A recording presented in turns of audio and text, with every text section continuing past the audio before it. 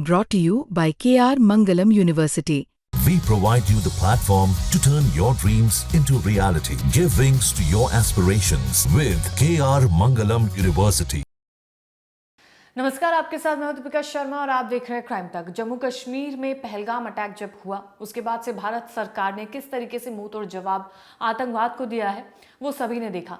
Operation सिंदूर चलाया गया जिसके बाद से तमाम आतंकवादियों को मार दिया गया, उनके कैंप को तबाह किया गया, जिसके बाद से पाकिस्तान बौखला गया और उसने फिर भारत पर हमला किया। और जवाबी कार्रवाई ने भारत ने पाकिस्तान के एयर बेसिस पर जिस तरह से हमला किया उसके बाद पूरी दुनिया ने देखा कि कौन गलत है और कौन सही। जो आतंकवाद को पनाह देता है उसके साथ ऐसा होना निश्चित था।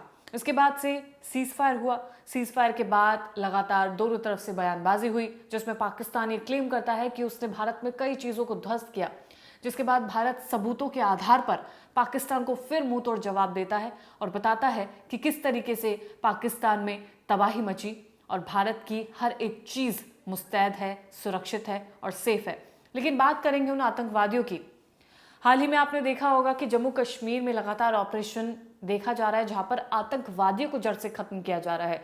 वो तमाम आतंकवादी जिन्होंने पहलगाम अटैक में साथ दिया, वो तमाम आतंकवादी जिन्होंने पुलवामा अटैक में साथ दिया, ये वो लोग हैं जो जम्मू कश्मीर में बैठकर बाहर से आने वाले आतंकवादियों को सपोर्ट करते हैं, मदद करते हैं, उन्हें पनाह देते हैं। अब जम्मू कश्मीर पुलिस ने, सेना ने ये कदम उठाया है कि हर एक आतंकवादियों को जो जहां पर मिल रहा है उसे वहीं पर ठोक दिया जा रहा है। ये सबसे बड़ा सबब है उस पाकिस्तान के लिए, उस आतंकवादी संगठन के लिए जो ये सोचते हैं कि उन्हें पकड़ पाना मुश्किल है, जो ये सोचते हैं कि जम्मू कश्मीर के युवाओं को वो ब्रेन वॉश कर देंगे और फिर उसके बाद वो उनसे मदद लेंगे और आतंकवादी गतिविधियों को बढ़ाएंगे। लेकिन अब सेना जिस तरीके से इन आतंकवादियों को चुन चुन कर मार रही है, ये वो संदेश है जो पाकिस्तान को जा रहा है, उन आतंकी संगठन को जा रहा है। तो बात करेंगे कि कौन कौन से ऐसे आतंकवादी हैं जो मार दिए गए हैं, कौन कौन से अभी बचे हैं। तो भारतीय सेना और खुफिया एजेंसियों ने मिलकर 14 स्थानीय आतंकवादियों की एक लिस्ट तैयार की थी।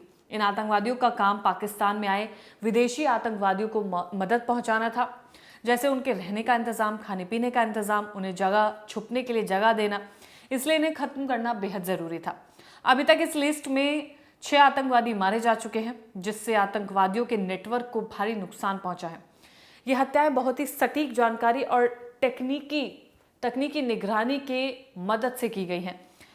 अब तक मारे गए आतंकियों में पुलवामा एनकाउंटर में ढेर किए गए आमिर नजीर वानी, यावर एहसान भट्ट और आसिफ अहमद शेख का नाम प्रमुखता से लिया जा रहा है। इसके अलावा शोपिया जिले में हुए एक अन्य मुठभेड़ में लश्कर-ए-तैयबा के टॉप कमांडर शाहिद कुट्टे के साथ साथ अदनान शाफी और एहसान उल हक शेख को मार गिराया गया है।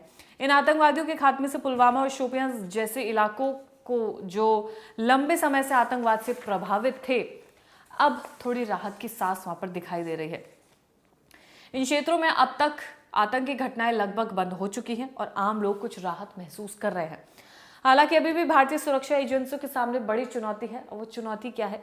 दरअसल इस लिस्ट में अभी भी 8 आतंकवादी बचे हुए हैं जिनको पकड़ना बाकी है। सबसे पहला नाम है आदिल रहमान देंतू। ये लश्कर-ए-तैयबा से जुड़ा हुआ आतंकी है और सोपोर इलाके में सक्रिय है। दूसरा नाम है हरीश नजीर। ये भी लश्कर का सदस्य है और पुलवामा में अपनी गतिविधियों को अंजाम देता है। तीसरा नाम आता है आसिफ अहमद कंडे। यह आतंकवादी हिजबुल मुजाहिदीन संगठन में से एक है, उनसे जुड़ा हुआ है और शोपिया इलाके में सक्रिय है। चौथा नाम है नसीर अहमद वानी। लश्कर का ये सदस्य है और शोपिया में मौजूद है और वहां पर सुरक्षा बलों के रडार पर है। पांचवा नाम है आमिर अहमद डार। ये लश्कर और TRF से संबंध रखता है और शोपिया में ही आतंकवादी गतिविधियों को अंजाम देता है। छठवां नाम है जुबैर अहमद वानी। हिजबुल मुजाहिदीन का आतंकी संगठन का मेंबर है और अनंतनाग में ये सक्रिय है। सातवां नाम आता है हारून रशीद गनी। हिजबुल संगठन का एक अन्य सदस्य जो अनंतनाग इलाके में सक्रिय है और वहां पर आतंक को फैलाने की कोशिश में रहता है। आठवां नाम है जुबैर अहमद गनी। लश्कर से जुड़ा है ये और ये आतंकी कुलगाम क्षेत्र में छुपा हुआ है। तो ज्यादातर हमने देखा कि जितने भी ये लोग हैं, ये तमाम लोग शोपिया जिले में, शोपिया के जो इलाका है उसमें ज़्यादातर सक्रिय है, अनंतनाग में है। ये वो 8 हैं जो सेना के रडार पर है और जिनको किसी भी वक्त ये खबर आ सकती है कि ये भी मुठभेड़ में ढेर हो गए हैं। इन आतंकियों की पहचान होने के बाद भारतीय सेना और सुरक्षा एजेंसियों ने जमीनी स्तर पर अपनी गतिविधियों को तेज कर दिया है। सर्च ऑपरेशन लगातार जारी है, जहां भी ये देखे जाएंगे वहां ये मार दिए जाएंगे। इन आतंकियों को पकड़ने या खत्म करने के लिए टेक्निकल इंटेलिजेंस, ड्रोन सर्विलांस और स्थानीय खुफिया नेटवर्क्स का इस्तेमाल किया जा रहा है। यानी कि टेक्निकल तरीके से भी इन तमाम आतंकवादियों को पकड़ने की कोशिश की जा रही है। इन सभी आतंकियों के खिलाफ अलग अलग ऑपरेशन प्लान तैयार किए गए हैं ताकि उन्हें बिना किसी बड़े नुकसान के पकड़ा जा सके। सेना अब उन स्थानीय लोगों पर भी नजर रख रही है और इन आतंकवादियों की जो लोग मदद कर रहे हैं, यानी कि ओवरग्राउंड वर्कर्स, उनको भी पकड़ने का जो ऑपरेशन है वो लगातार जारी है। इन लोगों को पकड़ना जरूरी है। यही वो लोग हैं जो आतंकवादियों की मदद करते हैं, चाहे उन्हें पनाह देना हो, सेना या पुलिस की जानकारी देना हो, किस ठिकाने पर क्या हो रहा है, कहाँ कितनी भीड़ है। ये जो OGW ये वर्कर्स है ना, ये है असली जड़ जो आतंकवादियों को पूरी जानकारी देते हैं।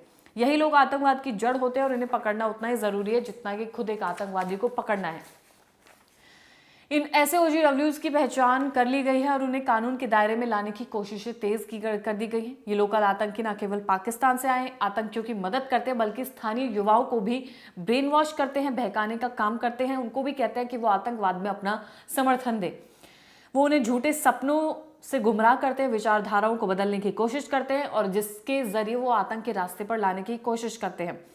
यही वजह है कि लोकल आतंकियों का सफाया करना आतंकवाद की जड़ को उखाड़ने जैसा ही जरूरी है। सुरक्षा एजेंसियों का मानना है कि आने वाले दिनों में बाकी बचे 8 आतंकवादियों को भी पकड़ लिया जाएगा, उन्हें जिंदा या मुर्दा पकड़ा जाएगा। इसके लिए एक आतंकी गतिविधियों पर कड़ी नजर रखी जा रही है, उनकी कॉल डिटेल्स, इंटरनेट गतिविधियां और वो किन लोगों से मिल रहे हैं, बात कर रहे हैं, कहाँ जा रहे हैं, तमाम चीजों पर नजर रखी जा रही है।